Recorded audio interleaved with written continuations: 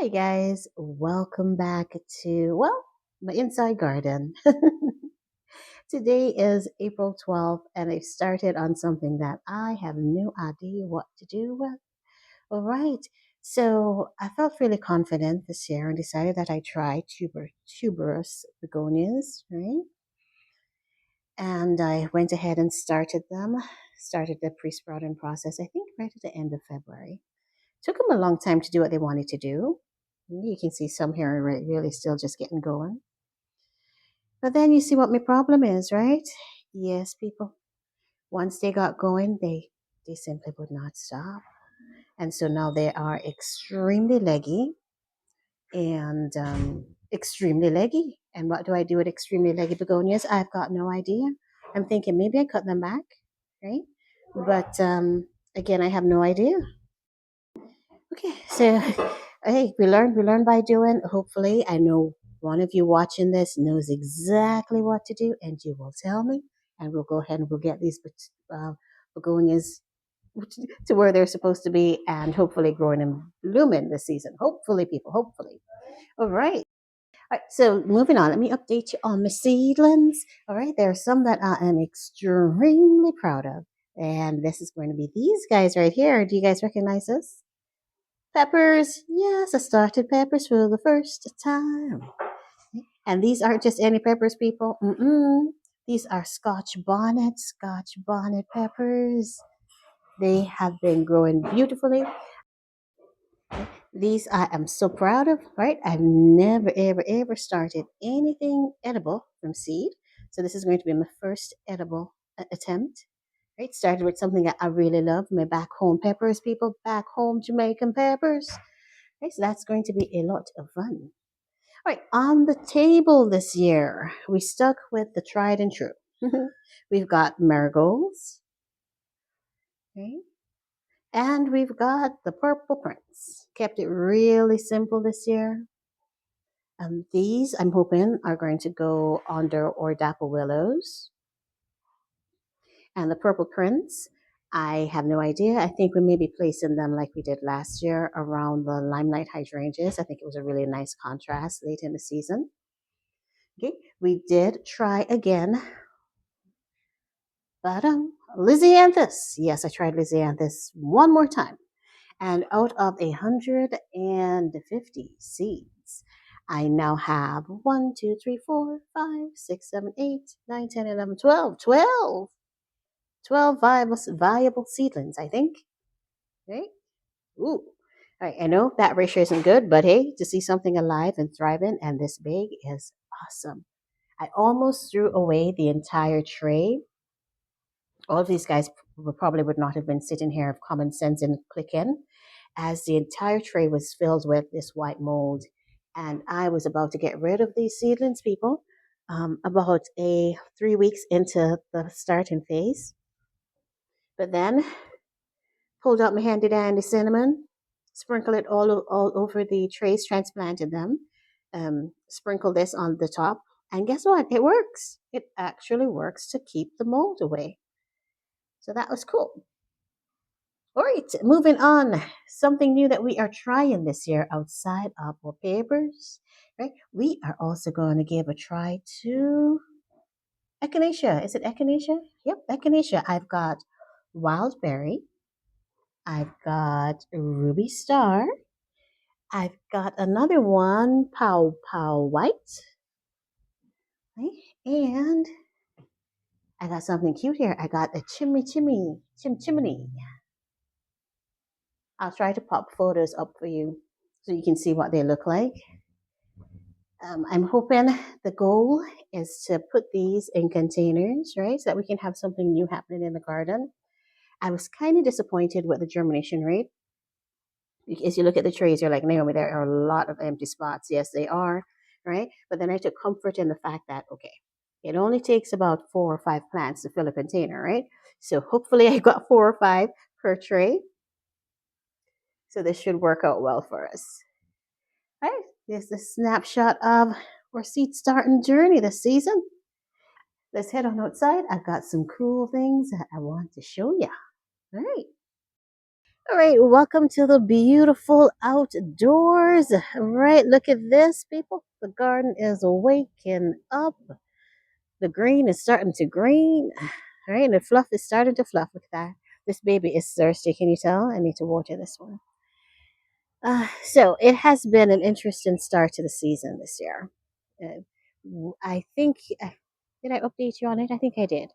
But we had awesome weather earlier in March, right? Before spring, before the official start of spring.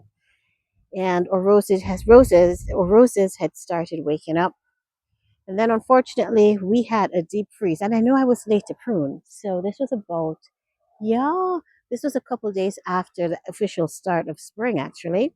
And then we had a deep freeze that lasted for 2 days and it zapped all of the new growth on the roses, on the dapple willows, on the everything that was growing, right? So let me show you one rose in particular. This is Rose Princess. No, it's not Princess Anne. Help me, guys. Who is this rose again? And I love her so much. Okay, I'll put the name up online because I can't remember her name right now. But if you see all of this dead growth. That growth was healthy before the freeze.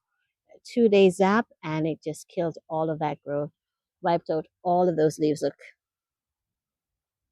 right? And again, this was at the basically right at the end of March. So what I need to do now that the roses have started leafing up again, which is awesome, right? Because there was panic there for a minute. What I need to do is come on in and do a second prune, second cleanup to get rid of all of that dead growth. And then hopefully these roses will be off to an officially good start for the season. Right here, the no, not limelight. Tell me who, the little limes. The little lime hydrangeas have disappointed me this year. Look at this. I have two little centers that survived the winter. Everything else, let me pull back so you can see the everything else did not. How disappointing is that? That is really disappointing. She was beautiful last year. So I was expecting an awesome rebound this year, but I guess the weather just um, hmm, didn't work with my babies at all. This is the second one down the run, and it is the same thing, right? Mop head hydrangeas, though, hey, hello. Let's talk about it. They're doing good. They're bouncing back and they're coming up. So this is good. We're going to have some energy in the bed. The sad thing that happened is that my husband came out here to spray weed and feed. Let me show you. See the weeds?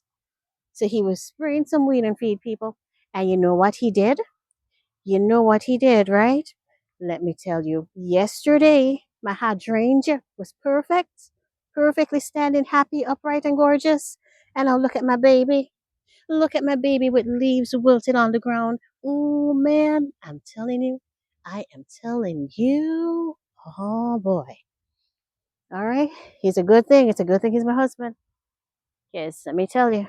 I told him, baby, do not spray close to my plants. And he sprayed my baby. Look at this. It's all right. It's all right. It's all good. It's all good. Right. I'm going to go ahead and flush her with some water. And hopefully she'll bounce back for me. The roses in ground, right, now starting to wake up. Lady of Shalott. Energy's coming back into the garden. And the most interesting thing is, look at this. The black diamond crepe myrtles, as well as the hardy hibiscus, are already showing growth. What? A reminder, guys, it's April 12th, right? Normally, these guys don't wake up for me until the end of April. Okay, I'm going to walk past without looking at my hydrangea because, listen, he's going to buy me a new one. You watch. All right. Yeah, so Rose is waking up, right? And I'm going to take you over here. Bear with me just a second because I got something cute to show you. Right? Oh my gosh. This is a hardy hibiscus number one. Okay. And let me show you number two. Lawn bags all around her, poor baby. You see the growth coming on up there? Yeah. These are the edge of night hibiscus. And I'm so looking forward to seeing bigger plants this year. I'm really looking forward to that. Let me show you the cute thing that's happening here. I got alliums. What? I got alliums, people. Look at this. Right? They just started opening. And the coolest thing is, for those alliums that actually overwintered and came back, they all came back as two. They multiplied. What? This is the coolest, coolest, coolest thing. These guys are, I think they're gladiators, right here, the round ones. They planted this season. Let me show you the ones in the ground here, real quick. Under the dapple willows, this bed was a little lot disappointing. I only had three clumps of alliums come back. One, two, and three. Nothing came back on this side, right? And I know I had alliums planted there last year, which means we're going to have to add some more on that side, which is fine. Let me show you the second bed here. Let's run on to it real quick. Look, look, look, look.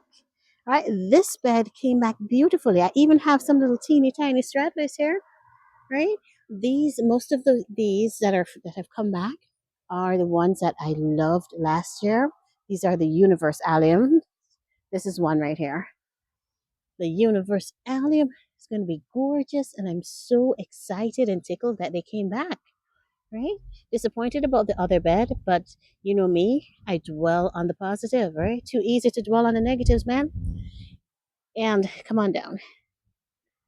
Dusty Miller that I planted as annuals last year. Did not touch them. I let them be. Look at this. Look at that.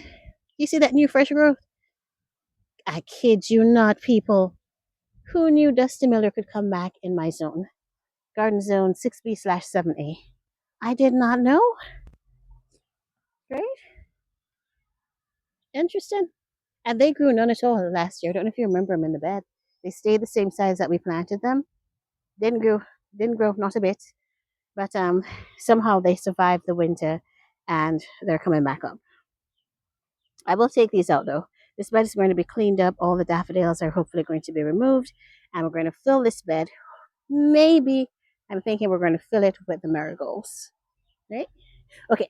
So we're not going to make this a very long tour. What I'm going to do is I want to show you something that's really totally awesome that completely change the way I garden. I'm enjoying it so much that I have to share it with you. Ooh, but let me show you first. These are the weeds my husband trying to get rid of. And he sprayed that weed and feed so heavy. Boy, if my plant dies, let me tell you. But all right. The problem that I'm having is right here. Are you seeing these trees? These are the skyrocket junipers. They've been in here now for 5 years, planted since we started the garden. Big, beautiful specimens right now, right? The unfortunate thing is they've started dying. Let me pull up. Can you see this? Right? Let me come around so you can see it. Yeah, do you see all of that die back? Right? Whole big chunk of the plant. And it is now spreading to other areas of the plant. And not only is it taking the entire plant, it is now spreading to the other junipers that I've got planted on the run. Right? So this is the first one to have shown signs and to start deteriorating on me. And then look at number two. Number two is not looking good at all. All right. Also with the center, it's very windy. I do apologize. Let me see if I can move. You see the center? Center cane's gone, and it started thinning out, and that dieback is pushing to the front of the plant. Can you see it? Oh man. Oh, all right. So, this is a uh, bump in the road of our garden, right? Um, Worst case scenario, I'm thinking that we will have to remove the junipers, right? They're so beautiful though. Aren't they beautiful? Look at those on that side. And it's whatever it is, like I said, it's just running through all of them. So it started with A, it's now affecting B, and I can now see signs on C, and there's a D. behind C. So worst case scenario is we may have to remove them, right? Because whatever it is, I can't have it run rampant through the garden and then hopefully not affect anything else, right? That would not be cool. The sun is coming out. Can you feel it? Ooh, look at the little giant arborvitaes. Oh, they are so cute. Man, let me tell you, we were on a road trip and I drove by a garden and I saw it for only just a split second because we were driving. And in that split second, they had shrubs. They had shrubs, mounded boxwoods and something that looked yellow, but it was just all shrubs. And it covered the garden and it was so beautiful. Oh my gosh, I wish I got a photo of it. Man, it was gorgeous. But this is what I want to show you. This is Thomas A. Becket in the ground. Two Thomas, Thomas 1, Thomas 2. Okay. Again, let's put that out there that you remember all the roses in the ground were impacted by that deep freeze that we had. Right, so it really set them back a bit. But just look at Thomas right here for me, because I'm going to show you something here that is truly, when I say truly, truly amazing. All right, heading through the gates. Gentle, is this Gentle Hermione? Yep, Gentle Hermione. I introduced her to you last year as Comte de Chambord and Champagne, but it's Gentle Hermione. There, it's amazing how much growth these roses have put on in a week. Right, Claire Austin, the poet's wife, another Claire. Okay. All right, we're almost where I want to show you. All right, bear with me. Look at this. Are you looking? All right, look at this, people. Look at this, people. Look at this, guys. This is Thomas A. Becket, the same rose I just showed you looking so not happy in the ground. This is one Thomas A. Becket in a container. Let me pull back. Hopefully my shadow is not interrupting the view. Here, look at it. He is getting ready to bloom. And look at how puffy and healthy and gorgeously beautiful this rose is. What? Do you see my point, right? You're seeing where I'm going with it. Sometimes your roses struggle in the ground. Put them in a container, right? Because listen, if I was growing Thomas in the ground as he is right now, I'd probably take him out, right? He'd be out in the garden. But I know that he has potential, so I'll wait on him. But look at how amazing he is right here. Absolutely amazing. Right? And then in bloom. Desdemona has pushed out first blooms. Oh my word. What? Again, I'm going to remind you of the date. April 12th. My roses have no business blooming, but these are the ones that are in containers, overwintered in the garage. So they started their whole growth process before everybody else. And I was able to protect them during those hard freezes because I could simply pull them back into the garage, which is what I did. Right? So that kept these guys growing. And look at this. This is oh, look at that, guys! I have blooms. I got rose blooms. Stop it, wind! Stop it, wind! Look, Desdemona. What? And look at all of these buds. Look at them. Yeah. The only thing I'm disappointed with is the fact that I did not spray. Look at these. I didn't apply my dormant oil in time. So we've got some bug damage on the leaves. But look, we've got blooms in April. April 12th, people. Early April. This is awesome. Enchanted Peace. No, actually, the Peace Rose. She's going to bloom. What? Come here. I ain't finished with you yet. Every rose that was container grown is going to bloom way ahead of schedule. Gentle Hermione. In a few days, I'll have blooms for you. Oh, and look at this one. Look at this one. What was her name? Is this Clout? No. Oh man, this is the one that we purchased. Man, I can't remember her name. I'll pop it up on mine. But look, what? How beautiful these buds are. Oh man, right? Absolutely gorgeous. And I'll show you just one more. So you see Desdemona, right? Let me show you her again. So look at Desdemona. And I'm going to show you her in the ground right now. And that is where we're going to end it so that you can see why I'm so excited about having these container roses, right?